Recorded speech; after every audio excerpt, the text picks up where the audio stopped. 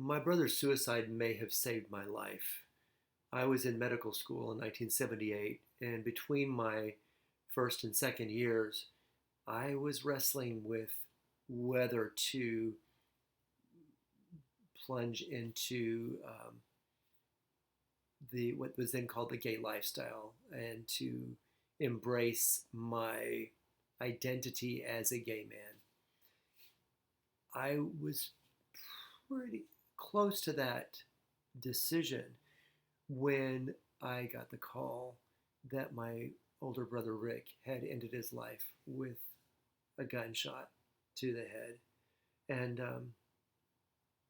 it shocked me. Of course, I was not expecting it. And it really immediately brought me back to questions about life and death, eternity, and judgment.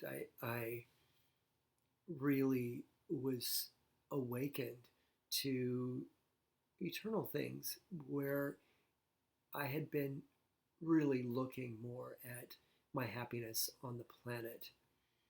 This was, of course, just before the AIDS epidemic was in full force in Houston area and around our country. And, you know, I have no idea what would have happened. But because of my brother's suicide, I chose to recommit to living my life in a way that I believed was consistent with what God wanted for me. Not because homosexuality was something I saw as evil, but because I saw that my body belonged to God and that He had the final say about what I do with it.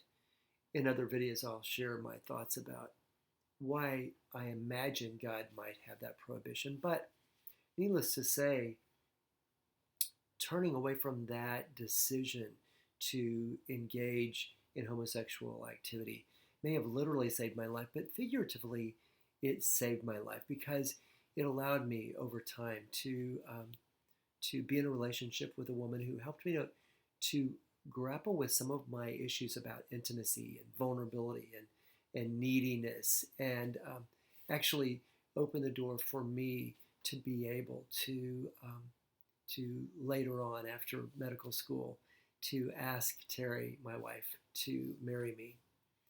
But in this video, I just want to say that I trust God, that even if I had gone full bore into a life of even homosexual promiscuity, that God would have not let go easily.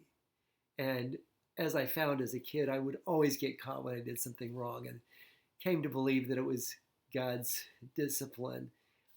I suspect that if He needed to allow me to be one of those people that contracted AIDS and suffered greatly, that He would bring me to that place of surrender to Him again, because He loves us. He'll do whatever He can to draw us to Him, because He knows that our time here on the planet is so limited, and the pain, the suffering that we have here, He is fully prepared to make up for in eternity. And one of the things that keeps me as a man from indulging what my sexuality, my sexual desires would dictate, is the belief that when I say no to what the world has for me, God will take note and make it up to me in eternity. We have plenty of time to experience what true intimacy is all about. And my conviction, although you may not share it, is that sex is just a foreshadowing of what it will be like to be in glorified bodies, to be able to engage in intimate connection in a way that will be truly satisfying, truly glorious, and truly pleasurable. I love you.